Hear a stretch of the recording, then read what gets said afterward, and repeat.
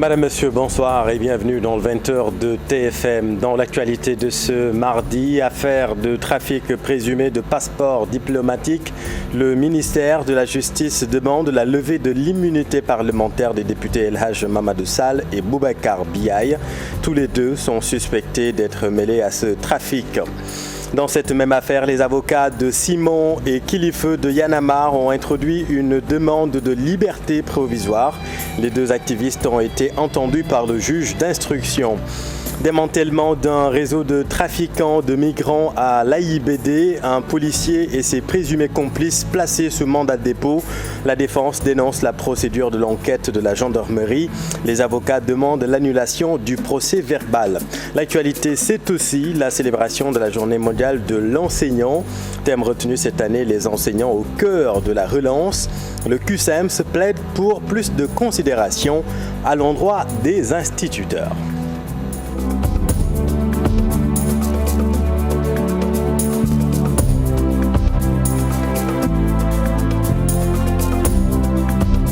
Vers la levée de l'immunité parlementaire des deux députés apéristes cités dans l'affaire de trafic présumé de passeports diplomatiques, le garde des Sceaux, Maître Malick Sall, a transmis au président de l'Assemblée nationale la demande de levée de l'immunité parlementaire d'El Hadj Mamadou Sall et de Boubacar Biaye. Explication, Aminata Mbaresso. À la une des journaux ces dernières 24 heures, le dossier du trafic présumé de passeports diplomatiques atterrit à l'hémicycle. Le garde des Sceaux, ministre de la Justice, a saisi le président de l'Assemblée nationale pour la levée de l'immunité parlementaire des députés cités dans cette affaire. À l'Assemblée nationale, la procédure devrait être déclenchée dans les heures à venir. L'ouverture d'une session ordinaire unique prévue le 14 octobre. Le bureau devrait ensuite traiter le dossier après installation des commissions parlementaires. L'un des complices des députés cités, en l'occurrence El Hadj Djadji Condé, est placé sous mandat de dépôt par le juge du deuxième cabinet au cours du mois de septembre.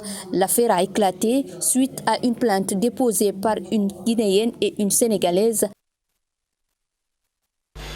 Les avocats de Simon et Kilifeu ont introduit une requête de remise en liberté provisoire. Les deux activistes emprisonnés ont été entendus par le juge d'instruction. Aujourd'hui, selon leur avocat, Maître Moussa Sarr, l'ensemble des infractions retenues repose sur aucun fondement juridique. Le voici avec Habib Faye. Kilifeu et Simon ont été entendus sur le fond de l'affaire. Autrement dit, le juge d'instruction les a entendus sur les faits qui leur sont reprochés. Mais l'instruction étant couverte du secret de l'instruction, je ne pourrais pas entrer dans les détails de cette audition. Ce qu'il faut retenir, c'est que l'audition s'est passée dans d'excellentes conditions, dans un climat de sérénité. Nos clients ont répondu à toutes les questions qui leur ont été posées. Et au regard de l'audition, il ne fait aucun doute que l'ensemble des infractions qui sont retenues à leur encontre ne reposent sur aucun fondement juridique. D'ailleurs, à la fin de l'audition, nous avons introduit des demandes de liberté provisoire et nous attendons la suite qui leur sera réservée. À la une également, le démantèlement d'un réseau de trafiquants présumés de migrants. Cette fois, c'est à l'aéroport AIBD, l'aéroport international Blaise Diagne de Dakar. Un policier et ses présumés complices sont placés sous mandat de dépôt. La défense plaide pour l'annulation de la procédure car elle dénonce la procédure de l'enquête de la gendarmerie. Voyons tout cela avec Abdourahmane Diallo et Mamadou Gueye. Policier Mandi Koundia et ses 5 supposés complices placés sous mandat de dépôt, la défense dénonce l'attitude du procureur d'Ombourg et du gendarme enquêteur. Pourquoi publier des procès-verbaux dans la presse alors que les avocats constitués et le juge d'instruction qui doit instruire à charge et n'a même pas encore pu prendre connaissance du dossier?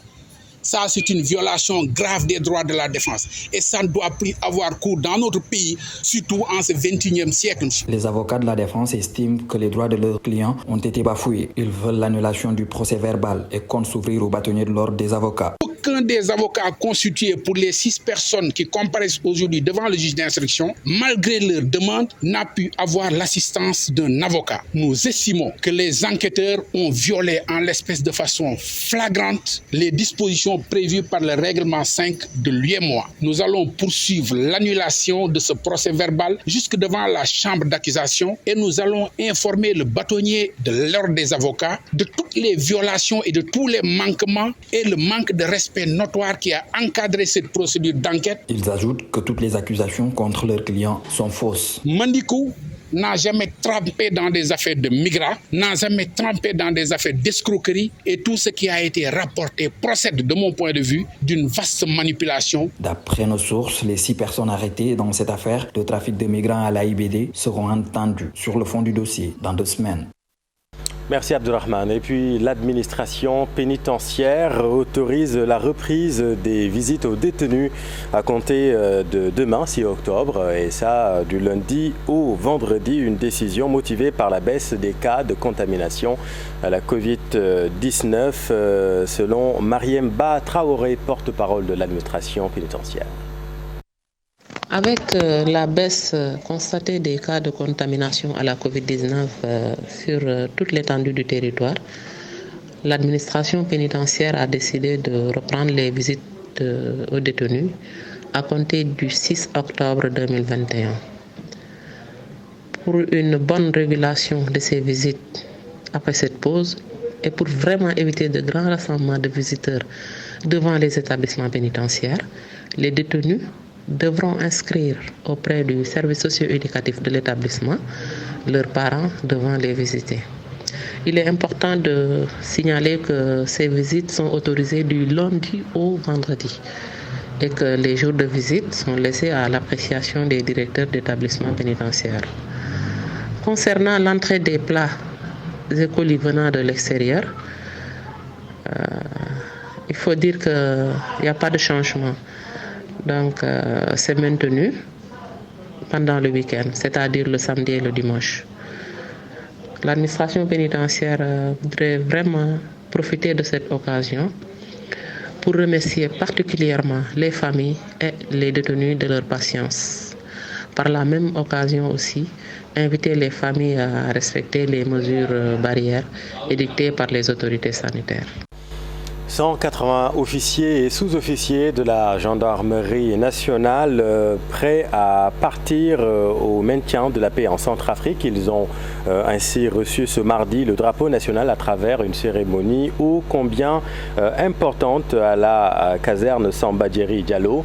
L'occasion de rappeler l'apport des troupes sénégalaises dans les missions onusiennes à travers le monde. Marcel Farba Maroun et Alioune Diagne.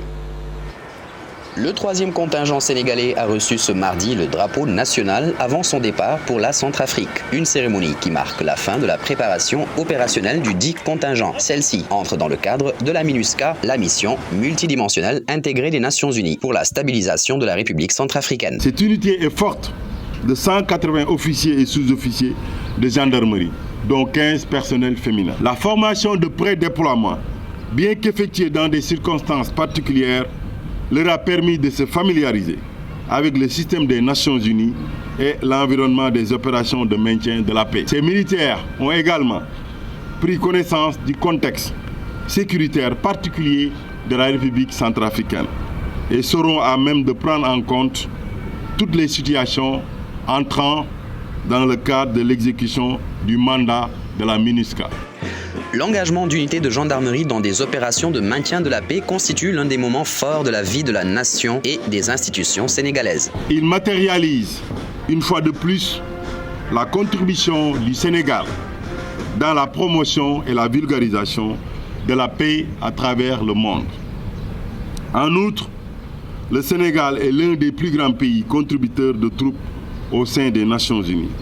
Et le déploiement de ces unités constituées ne cesse de faire l'objet de demandes de la part de cette organisation internationale. Les principales tâches du 3e contingent attendu en Centrafrique concernent la protection des civils, la stabilisation et la restauration de l'état de droit, la réforme du secteur de sécurité et le soutien électoral le cas échéant. Ces soldats sénégalais pourraient aussi être appelés à participer à la formation des policiers et gendarmes centrafricains au maintien de l'ordre, à la sécurisation des camps de réfugiés et de déplacés, à l'escorte de convois humanitaires et à la défense des points sensibles ainsi qu'à la protection des cantonnements et des personnels de la mission. Rencontre des lanceurs d'alerte africains à Dakar. La première édition de l'université d'hivernage des lanceurs d'alerte s'est ouverte ce mardi dans la capitale. Une rencontre qui a pour objectif de faire un plaidoyer auprès des dirigeants africains pour une protection de ces acteurs de la démocratie et de la bonne gouvernance, compte rendu Mamadou Fall et Mohamed Djenk. Lanceurs d'alerte, un concept nouveau en Afrique francophone. Le cerner devient un objectif. Les lanceurs d'alerte sont souvent traqués, emprisonnés, parfois même tués. Pour une meilleure organisation, ils se sont rencontrés à la maison des lanceurs d'alerte de Dakar pour échanger. Le lanceur d'alerte est l'élément essentiel dans la lutte contre la corruption et dans la lutte des nuisances à l'intérêt général. Souvent, on assimile le lanceur d'alerte qu'à des cas de corruption. Alors qu'aujourd'hui, nous avons vu des lanceurs d'alerte sur l'environnement, nous avons vu des lanceurs d'alerte sur les bouillons. Heureusement, les États africains prédateurs, j'insisterai bien, traquent les lanceurs d'alerte parce qu'ils les considèrent comme des menaces à la poursuite de leurs œuvres macabres. Et je ne parlerai pas des États parce que ce sont des systèmes qui s'imbriquent à des États, qui sont entretenus par des hommes politiques, qui considèrent des lanceurs d'alerte comme des personnes à abattre. Pourtant, le développement du continent peut bien passer par eux, malgré les difficultés rencontrées. Les lanceurs d'alerte veulent que ce système puisse changer parce que de plus en plus que les gens prendront conscience de leur rôle du travail, de plus en plus qu'un menuisier qui fait son travail le fera correctement, de plus en plus qu'un pharmacien fera correctement son travail. C'est comme ça que l'Afrique se développera. On a vu les Luanda Papers, on a vu les Wikileaks, tout ça, c'est le travail des lanceurs d'alerte. C'est correct, il se trouve juste qu'en Afrique et surtout au Sénégal, on ne connaît pas ces genres de travaux. Aujourd'hui, il y a des leaks qui concernent le Sénégal et qui sont sortis par des lanceurs d'alerte. Plusieurs révélations ont été faites lors de ces échanges. La plus saillante est le trafic de bois au Sénégal. Presque 10 000 conteneurs sont exportés via le port de la Gambie et de Dakar. Merci Mamadou et venons-en à la célébration de la journée mondiale de l'enseignant célébrée aujourd'hui. À cette occasion, le secrétaire général du QCM se plaide pour plus de considération à l'endroit des enseignants. Abdoulaye Ndoye est interrogé par Chérif Dia. L'école est l'instrument le plus puissant pour transformer le monde. Donc au-delà de l'hommage qu'on rend aujourd'hui aux enseignants, je crois qu'il faut surtout améliorer les conditions de travail des enseignants. Il faut investir dans le système éducatif. Il faut motiver les enseignants et ces motivations doivent passer par un système de rémunération juste et équitable. Oui, la vocation est toujours là. Et je crois que les enseignants sont toujours là et les soldats du savoir continuent de servir la nation sénégalaise, de consentir d'énormes sacrifices parce que derrière la réussite de chaque citoyen, il y a un enseignant qui a aidé à prendre les bonnes décisions, qui est aujourd'hui là pour transmettre des connaissances, pour inculquer des valeurs cardinales. Les enseignants au cœur de la relance, c'est le thème retenu cette année. L'objectif initial de cette journée internationale, vous le savez, est de célébrer les enseignants à travers le monde. Nos équipes ont rencontré un ancien instituteur passionné de son métier, vous allez le voir. C'est en 1968 qu'il est devenu enseignant. Depuis, il s'investit au service de l'éducation nationale. Ibou Diouf et Pape Sangounembay. Il y a plus de 20 ans, ce monsieur faisait de la craie un outil de travail. Aujourd'hui, à la retraite, M. Diouk reste dans le milieu de l'enseignement, même si ses activités ont évolué. J'ai débuté à Louga en 1967-68 à 19 ans, 3 mois. J'ai débuté l'enseignement. C'est tout de suite devenu une passion. Ce n'était pas un problème de salaire. Parce que vous savez, moi, quand j'ai débuté, le salaire d'un instructeur adjoint, c'était de 27 000 francs. 27 000. Et pourtant, ces 27 000, je donnais la moitié à mes parents, l'autre moitié, c'était pour moi et mes copains. Cet ancien instituteur croyait remplir le plus noble des métiers. Il précise avoir formé des cœurs et des intelligences, pour ne pas dire des vrais hommes. Avec mon premier jour de cours, il y avait 57 élèves Quand j'ai terminé, les élèves n'avaient rien compris. Alors je suis allé voir mon directeur, je dis que M. Fall, j'ai fait la classe, mais les élèves n'ont pas compris. Il m'a dit, ça viendra. J'ai dit que ce n'était pas eux, c'est moi. Le lendemain, j'ai pris mon sac, je suis allé à l'inspection. En ce moment-là, il y avait un sac Coulibaly. Et il m'a mis dans les stages du CLAD. J'ai fait 2 stages de 21 jours. Et ça a commencé à prendre sa place dans ma tête. Monsieur Diouk est un grand passionné. Dès qu'il commence à parler de sa carrière, son regard s'allume et son enthousiasme pour ce qu'il a bâti avec ses élèves. Dans le temps, on était enseignant par vocation. Maintenant, on l'est par nécessité. C'est ça le problème. Qu'est-ce qu'il faut faire maintenant pour que les enseignants aient réellement leur métier? On ne peut pas former un enseignant en 1 an. C'est impossible. Le syndicat était, je pense, beaucoup plus organisé. Parce que dans presque toutes les écoles, ou bien dans des groupes d'écoles, il y avait ce qu'on appelait les USB, les unions syndicales de base. Le syndicat se faisait un devoir chaque année de faire le bilan financier, ce que je n'entends plus parler. Il n'y avait pas cette teinture politique. On a envie d'en savoir plus et de revisiter ses albums photos pour vivre et profiter de son expérience. Monsieur Diouk, malgré ses plus de 40 années de service, est toujours au service de l'enseignement. Et en voilà un passionné. Merci beaucoup Ibou. Et à moins de 2 semaines de la rentrée scolaire, parlons de la prolifération des établissements privés à Dakar, un phénomène qui existe également dans les régions. La privatisation de l'éducation inquiète la COSYDEP. La coalition a engagé des réflexions sur le sujet. Pape Faraning et Diafaraba. De plus en plus, l'éducation au Sénégal tend vers la privatisation. Les établissements privés deviennent plus nombreux, un phénomène qui a un impact réel sur l'enseignement et le système éducatif sénégalais. La situation actuelle aujourd'hui, c'est qu'on a une propension donc assez rapide des établissements privés. Aujourd'hui, on a vu selon le RNSE 2019 qu'au niveau donc, des effectifs, au niveau du primaire, c'est 16,8%. Au niveau du moyen, c'est 18,8%. Au niveau des établissements scolaires, en termes d'établissements bâtis, il y a une forte propension aussi du privé. Donc c'est autour de 15% au primaire, c'est autour de 42% au préscolaire et c'est autour de 15% au moins. Donc ce qui montre aussi bien à travers les établissements et à travers les effectifs qu'il y a une propension donc galopante de la privatisation de l'éducation au Sénégal. Une problématique à remédier, d'où la nécessité de réguler ces établissements privés. Qui devrait se faire sur la base de textes législatifs et réglementaires, qui existent bien, on les a évoqués, mais qui ne sont pas souvent appliqués avec toute la rigueur qu'il faut. Ça, c'est une première chose. La deuxième chose, il y a des aspects sur lesquels l'État, effectivement, n'intervient pas. Par exemple, la question des montants, des inscriptions, des frais de scolarité, des frais d'écolage, etc., qui sont souvent des coûts qui grèvent les dépenses des parents d'élèves même, et qui excluent aussi certains. De ce fait, les acteurs s'interrogent sur la nécessité de subventionner ces structures privées. Au moment où nous peinons à avoir un minimum de conditions de performance au niveau de l'espace public, cela nous interpelle parce que c'est des ressources publiques qui sont destinées à appuyer, à soutenir des entreprises privées qui ont pour vocation d'être dans une dynamique de marchandisation de l'éducation. Nous ne jetons pas la pierre au privé, mais nous disons que c'est une interpellation en termes de nécessité de s'arrêter pour réfléchir la problématique. Dans un cadre de réflexion, les experts ont échangé sur plusieurs thématiques dont les conclusions et les recommandations seront synthétisées dans un rapport sur le thème « La privatisation de l'éducation au Sénégal ». Merci Pape Farah. Toute autre chose à présent, effondrement d'un bâtiment à Hann Bel-Air. Cet accident tragique pourrait se produire à Médina, Fass, Colobane ou encore la Gueule-Tapée. Dans ces quartiers, les bâtiments qui menacent ruine sont légion. 2 facteurs expliquent cette dangereuse situation. Il s'agit de la vétusté et du non-respect des normes de construction. Reportage édifiant, Thioromar Ndiaye et Mohamed Dieng. Ils sont nombreux à menacer ruine à Dakar et des victimes d'effondrement de bâtiments. On en compte au quotidien. Les chiffres peuvent être alarmants.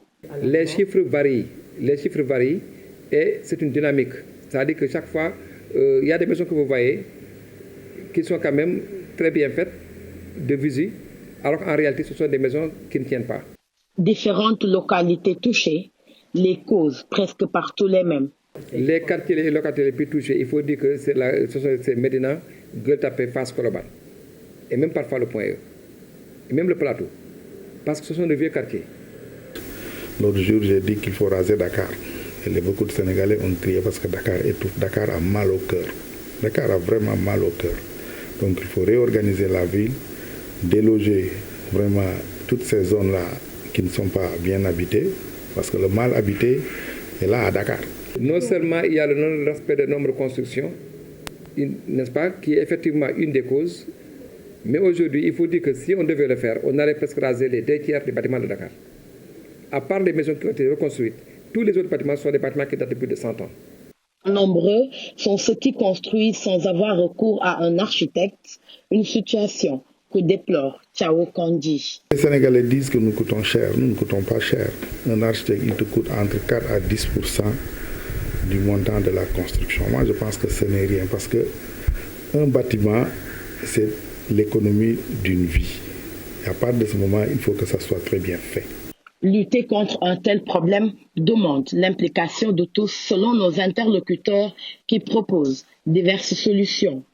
Tous les bâtiments menacés en ruine, la plupart aujourd'hui, ces gens ont reçu aujourd'hui des arrêtés de péril et d'évacuation.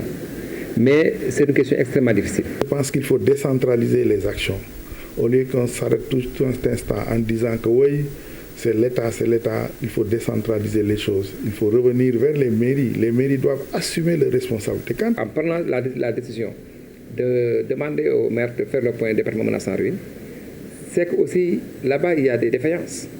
Parfois, il faut qu'on reconnaisse que dans l'arrondissement de Dakar Plateau, ce sont des vieux quartiers, souvent qui n'étaient pas conçus. Dans la construction, ils ne s'étaient pas conçus pour des immeubles. Mais au fur du temps, avec, n'est-ce pas, la montée démographique, les gens finissent par faire des transformations sans en respecter les normes. À Dakar, plusieurs localités abritent des bâtiments vétustes. Au lendemain de drames comme celui de Rocade Fann Bel-Air, où 6 personnes ont perdu la vie, les commentaires sont nombreux, mais des enseignements sont rarement tirés. Alors maintenant à Saint-Louis, où le site de 12 hectares de l'hôtel Kumba Bang va accueillir le second hôpital régional de Saint-Louis. Le président Macky Sall a cédé ce site à la commune de Saint-Louis. Une décision qui fait polémique pour le directeur de la structure hôtelière historique. Le nom de Mam Kumba Bang doit figurer dans la nouvelle dénomination du futur hôpital. Voyons tout cela avec Ousseynou Diop et Habib Sek. Le chef de l'État Macky Sall a affecté le site de l'hôtel Mam Kumba Bang à la ville de Saint-Louis pour un projet de construction du second hôpital de la ville. L'hôtel Mam Kumba Bang est un bâtiment de plus de 40 ans d'histoire. C'est un hôtel qui a été créé par l'ancien régime socialiste, le premier régime socialiste, le président Senghor et le président Diouf. C'était pour booster un peu le tourisme sur l'axe nord. C'est le seul établissement hôtelier construit aux normes internationales. L'hôtel a été géré par une société privée, mais avec les difficultés rencontrées à la fin des années 80 et au début des années 90, la Société nationale de recouvrement a mis la main sur le bâtiment historique. Depuis lors, elle assure la gestion de l'hôtel implanté sur une superficie de 12 hectares. Mais par décision de justice, parce que sur une créance que l'ancienne société n'a pas payée, le tribunal l'a adjugé à la SNR au prix de 900 millions. Plus précisément le 29 octobre 2010. Une nouvelle qui a surpris le directeur de l'hôtel. Mais pour Hassan Fall, elle vise à améliorer les conditions de vie des populations. C'est un autre projet. Par exemple, la santé. Actuellement, on a besoin de santé. Et le projet du président, on l'accueille à bras ouverts et c'est bien pour la ville. Pour ces travailleurs, dont certains ont démarré leur carrière ici en 1980, le nom de Mam Kumba Bang doit figurer dans la dénomination du futur hôpital. Ils ont aussi plaidé pour la prise en charge intégrale des droits des travailleurs. Ce terrain mérite 2 choses. Le plus grand hôtel de Saint-Louis, aujourd'hui le plus grand hôpital de Saint-Louis. Ça démontre pourquoi le nom de Mam Kumba Bang va demeurer ici. L'affectation de l'hôtel Mam Kumba Bang à la commune de Saint-Louis fait polémique après l'achat de l'infrastructure par Pape Diop. Mais avec un second hôpital de la ville implanté sur ce site, les Saint-Louisiens vont certainement pousser au ouf de soulagement, car beaucoup ont décrié ces derniers temps la gestion chaotique de l'hôpital régional. Le district sanitaire de Diofior abrite désormais un centre mère-enfant. La structure implantée dans la commune de Loul-Sessène va offrir beaucoup de services aux populations de cette zone. Une unité pédiatrique bien équipée va également prendre en charge les enfants de l'arrondissement de Fimela. Aminata Goudjabi et Abdoukarim Bey. C'est un bâtiment imposant juste à l'entrée de la commune de Loul-Sessène, un hôpital flambant neuf construit par une ONG italienne en partenariat avec la congrégation des filles du 5 heures de Marie. La structure vient de démarrer ses activités. C'est destiné à être une structure qui prenne en charge, on appelle ça un centre mère-enfant. Le bâtiment qui est là, pour le moment, nous sert en fait à faire des consultations générales et de pédiatrie. De plus en plus, les enfants quand même viennent parce que tout à l'heure, il n'y a pas de pédiatre dans la zone. Le fait que je sois pédiatre et que je sois dans le district, c'est une opportunité pour les gens et donc les enfants, les parents commencent à amener les enfants. Mais nous consultons adultes, enfants et les consultations prénatales. Loul-Sessène n'abritait jusque-là que 4 postes de santé. Ce centre mère-enfant vient donc renforcer la carte sanitaire de la commune. Aujourd'hui, on est à 4 postes de santé, plus l'hôpital, ça fait 5 postes de santé. Et il fallait maintenant consolider, conformément au vœu de son Excellence le Président de la République, par rapport à la santé pour tous, essayer de consolider et de mettre d'autres structures en place. Et là, c'est un hôpital qui vient à son heure, parce que pour les malades, il fallait pour être référé au niveau de Fatigue, c'était l'hôpital le plus proche, ou bien aller à Hambourg, ou bien à Dakar. La pédiatrie, c'est des spécialités qui sont rares dans la zone.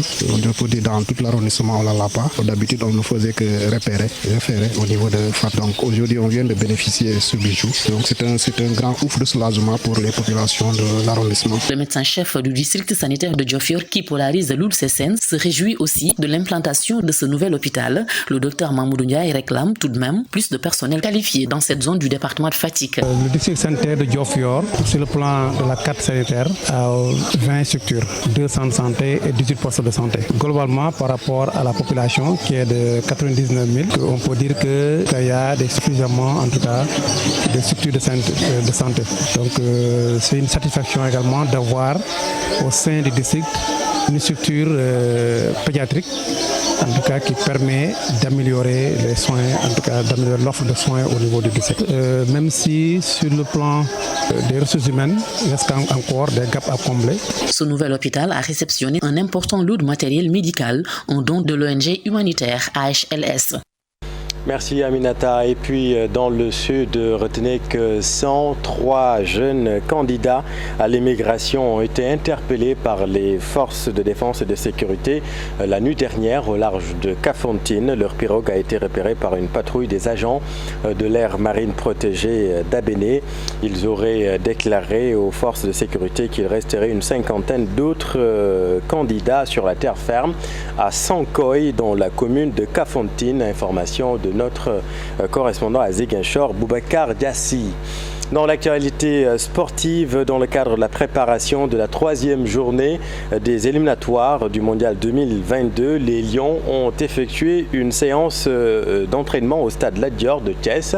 Seuls Sadio Mané et Seny Dieng ont manqué à l'appel. Habib Faye. 22 Lions ont participé au premier galop d'entraînement de l'équipe nationale du Sénégal au stade Lat Dior de Thiès. Parmi eux, les 2 nouveaux sélectionnés, le défenseur latéral Bounassar et l'attaquant Bamba Dieng. Une longue séance terminée par une opposition 10 contre 10. Seny Dieng, le 3e gardien de l'équipe nationale, est resté à l'hôtel, alors que Sadio Mané est attendu à Dakar cette nuit. Ils vont participer peut-être au galop d'entraînement du mercredi qui sera à huis clos comme celui du jeudi. Les Lions préparent leur confrontation avec la Namibie de ce samedi 9 octobre à partir de 19h au stade Lat Dior de Thiès. Et puis le Viet-Vo Dao change de statut au Sénégal après 20 ans. Sous contrôle d'un comité national de promotion, il passe au comité national de gestion, une instance qui bouillonne d'ambition. Cher Sadibou Diarra. Introduit au Sénégal en 1985, le Viet-Vo Dao continue de mener son chemin. De comité national de promotion, en 2001, la discipline est désormais pilotée par un comité national de gestion. La vie est une roue et les choses changent. Aujourd'hui, le ministère de l'Intérieur le ministère des Sports a décidé de passer CNG. Nous l'accueillons avec gratitude et nous comptons mettre tout en œuvre pour pouvoir dépasser les difficultés. Parce que quand même, quoi qu'on puisse dire, le bilan est positif, mais il y a eu quand même beaucoup de difficultés. Un CNG qui ne manque pas d'objectifs à court terme. Tout le monde a montré une disponibilité et vraiment cet objectif d'unir les cœurs et de revenir en une même famille pour vraiment le développement du gouvernement Pérodao. Et nous continuerons à travailler là-dessus jusqu'à ce qu'un jour, je pense qu'on pourra présenter un bureau fédéral où toute la famille du gouvernement Pérodao sera réunie. Toujours dans les objectifs, le deuxième point, un des plus importants, c'est la relance des activités. On s'est rendu compte qu'il y a je l'ai dit tout à l'heure, certaines léthargies, il n'y a plus trop d'activités. Et donc pour ça, nous devons nous atteler à assurer la promotion du Velvodao à travers l'ouverture de nouveaux clubs, l'enregistrement de nouveaux adhérents, surtout pour la frange jeune de la société, et aussi être présent dans la majorité des régions du Sénégal, pour ne pas dire toutes les régions du Sénégal. Il s'agit aussi de relever le niveau technique par la multiplication des stages. Mahamka et ses collaborateurs comptent également procéder à des innovations. On va passer à une licence annuelle, mais cette licence elle sera spécifique parce qu'elle aura quelque chose qu'on n'a jamais eu. On est en train de discuter avec des assureurs de la place, on a presque conclu. Et pour la première fois, nos pratiquants, une fois qu'ils seront affiliés, leur licence aura automatiquement une assurance qui va aller avec. Ça veut dire le pratiquant qui s'affilie au CNG, il a sa licence technique et il a au verso son assurance qui le couvre pour les entraînements et pour les compétitions. Il y a aussi la création d'un corps arbitral diplômé. Ça c'est important parce que ce qui se faisait au Vénadao, c'est votre grade qui vous donne le droit d'être juge ou arbitre. Vous êtes deuxième dan, vous êtes troisième dan, il y a une compétition, on vous met sur la table. Alors que ça ne devrait pas être automatique. Quelqu'un peut être gradé, mais ne pas avoir les compétences pour arbitrer. Revigoré par son passage en comité national de CNG, le Velvodao du Sénégal ambitionne dans un futur proche de participer aux mondiaux de 2022, puis d'organiser les prochains championnats d'Afrique en 2023. Voilà, c'est la fin de cette édition. Merci infiniment de l'avoir suivi. L'info continue. Dans Soir d'Info, dans un instant, vous retrouvez Pape Abdoulaye Der et son invité. Excellente suite des programmes sur TFM. Vous êtes au bon endroit. Bonne soirée.